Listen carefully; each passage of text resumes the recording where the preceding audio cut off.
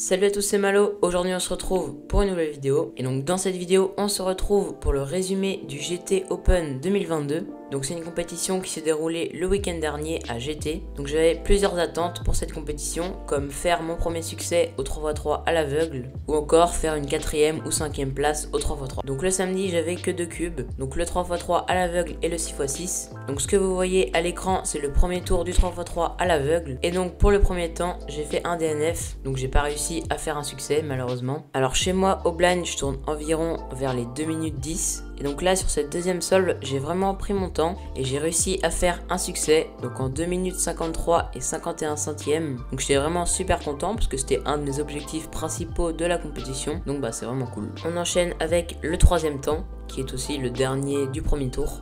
Donc j'étais très content d'avoir un succès, mais je me suis dit bon, faut que j'essaye de faire un succès avec un meilleur temps. Du coup j'ai essayé d'aller un peu plus vite, donc prendre un risque, mais bon, comme j'avais déjà un succès, c'est pas trop grave si je DNF. Donc dans ma tête je pensais vraiment que j'allais faire un DNF, et quand j'ai enlevé le bandeau, j'étais surpris de voir que le cube était résolu, et je l'ai fait en 2 minutes 21.12, ce qui améliore largement mon temps juste avant, donc j'étais vraiment super content. Ensuite on avait le 6x6, donc j'ai pas filmé parce que c'est un peu long. Mais du coup pour le premier temps j'ai fait un 3.32.24, j'ai enchaîné avec un 3.26 et ensuite j'ai fini avec un 3 minutes 09, ce qui est mon PB overall. Donc ça veut dire que même à la maison chez moi j'ai jamais fait un temps aussi bien que ça, donc bah j'étais super content. Et du coup ça m'a fait une moyenne de 3 minutes 22, ce qui est aussi mon record de moyenne mieux qu'à la maison, donc bah vraiment c'est incroyable pour moi. Donc bah j'étais super content et ça m'a placé 12ème. D'ailleurs au premier tour du blind je m'étais qualifié pour la finale en 13ème position, et du coup en finale malheureusement j'ai fait 3 DNF. D'ailleurs le dernier je suis un peu dégoûté parce qu'en gros j'avais fini le cube et ensuite j'ai voulu résoudre une autre pièce, donc ça a défait le cube un peu, donc malheureusement ça me fait 3 DNF. Donc j'étais un peu déçu, mais bon, j'étais quand même satisfait du premier tour que j'ai réalisé. On enchaîne ensuite avec le dimanche. Donc ça commençait directement avec le premier tour du 3x3. Donc malheureusement pour la première solve, j'ai fait un DNF, donc je l'ai pas filmé. Et ensuite, j'ai fait un 7.79, donc ça c'est plutôt cool. On enchaîne ensuite avec le deuxième temps, donc un 8.89. Donc là j'ai vraiment un peu le seum parce que du coup, comme vous avez pu le voir, en gros au début de ma solve, j'ai cru que j'avais pas démarré le timer. Du coup j'ai regardé le timer pendant peut-être une seconde, mais pendant ce temps là j'ai pas tourné mon cube, donc j'ai perdu environ une seconde et du coup ça aurait pu être largement mieux. C'est parti pour la quatrième solve qui est un montant. Donc un 8.10, donc c'est dans ma moyenne, hein, donc en vrai je suis content parce que ça continue ma bonne moyenne. Donc voilà pour le quatrième temps. Et donc le dernier temps de cette moyenne est un 8.08, donc c'est un temps plutôt correct une nouvelle fois. Et donc du coup ça m'a donné une moyenne de 8.36, ce qui est super cool parce que du coup je visais une moyenne en dessous des 8.5. Et ça m'a donc placé 5ème sur 74 du premier tour.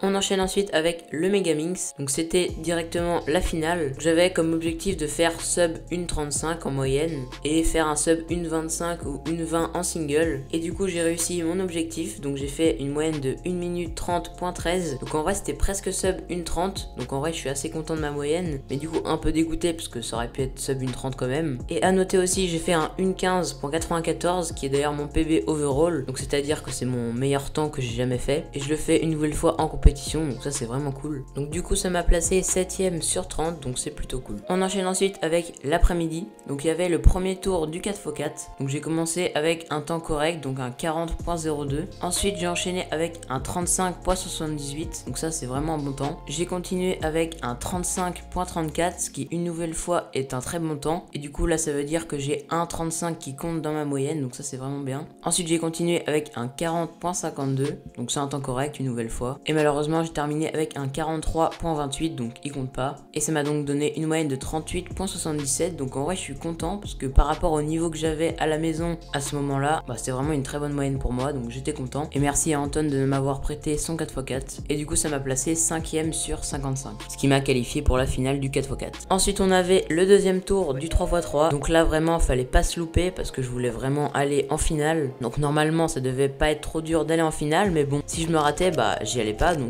fallait quand même pas me louper. Et du coup j'ai très bien commencé ma moyenne avec un 7.29, donc ça c'est vraiment cool. Ensuite pour la deuxième solve, je suis vraiment dégoûté parce que j'ai eu un corner twist. Donc en gros un coin de mon cube s'est tourné. Du coup à la fin de la résolution, j'ai été obligé de retourner le coin pour qu'il soit résolu, le cube tout simplement. Du coup ça m'a fait perdre beaucoup de temps, mais c'est quand même sub 9, donc un 8,92. Bon ensuite comme une grosse merde, j'ai pas filmé le troisième et le quatrième temps, mais du coup c'était un 8,68 et un 8,71. Donc du coup là je m'assurais ma moyenne sub 9 et ma finale aussi du coup. Donc en vrai c'est plutôt bien quand même. Et ensuite j'ai fini avec un mauvais temps, donc un 9,67, mais bon c'est pas grave parce que du coup ça me donne une moyenne de 8,77, ce qui est vraiment bien. Et du coup ça me qualifie en finale avec la 5ème place sur 37 du deuxième tour, donc c'est vraiment cool. Et ensuite on passe à la finale du 4x4 qui aurait tout simplement pu être incroyable pour moi en moyenne. Donc j'ai commencé avec un 38,26 et continué avec un 34,20, un 38,42, 36,25 et ensuite la dernière solve c'est le drame. Donc j'arrive à 28,29 à l'OLL, sachant que j'avais déjà fait la parité OLL, donc c'est vraiment incroyable ça. Et là je me loupe dans mon OLL, ce qui fait que je dois recommencer mes F2L et j'arrive à faire un 41 avec double parité et en ayant recommencé mes F2L. Donc vraiment j'étais dégoûté parce que ça aurait sûrement été sub 35 et du coup ça m'aurait fait une moyenne vraiment incroyable. Mais bon c'est pas grave, ça me fait quand même un 37,63 de moyenne, ce qui vraiment est très bien pour mon niveau. Et du coup ça m'a placé 5ème de la finale, donc là je suis vraiment content de ça. Et on passe au moment tant attendu, la finale, let's go. Donc pour la finale je voulais finir 4ème ou 5ème parce que je me disais que le podium était vraiment inaccessible avec Sébastien, Juliette, Quentin et Lyre. C'était un peu difficile de faire podium, du coup je voulais juste faire une bonne moyenne et me faire plaisir pendant la finale. Et je me suis vraiment fait plaisir sur cette première solve parce que j'ai fait un 6,77 qui est mon premier subset en compétition, donc c'est mon meilleur temps que j'ai jamais fait en compétition. Donc là je suis vraiment très content à ce moment là parce que le faire en finale devant tout le monde c'est vraiment super cool.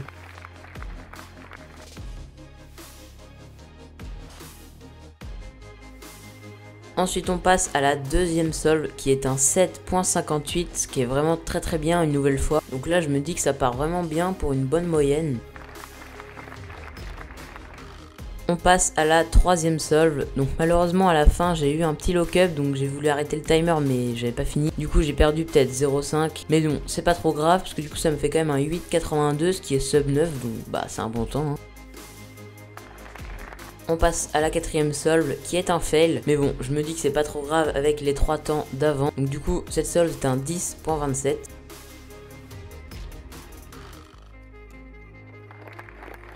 Et on passe au dernier temps de cette moyenne, qui est un temps vraiment correct, donc j'étais vraiment très content, parce que du coup ça m'a donné une moyenne de 8,26, ce qui est ma deuxième meilleure moyenne en compétition, donc ça c'est vraiment incroyable de le faire en finale. Et du coup à ce moment là, Quentin, Lyre, Sébastien et Juliette n'étaient pas passés, donc Sébastien et Juliette j'étais sûr qu'ils allaient être devant moi, ça c'est sûr, mais Quentin et Lyre si ils se loupaient, il y avait moyen quand même que je finisse peut-être 3ème. Et au fil des solves qu'ils faisaient, je me rendais compte que j'avais fait des meilleurs temps qu'eux, et après quand les résultats ont été postés, j'étais super content parce que du coup j'ai fini 3ème, ce qui est incroyable à une compétition comme ça, finir 3ème, j'étais vraiment beaucoup trop content, surtout au 3x3 qui est mon main event, donc vraiment j'étais beaucoup trop content. Donc voilà, la vidéo est maintenant terminée, donc j'espère qu'elle vous aura plu. Si c'est le cas, n'hésitez pas à mettre un like et à vous abonner. Allez, salut!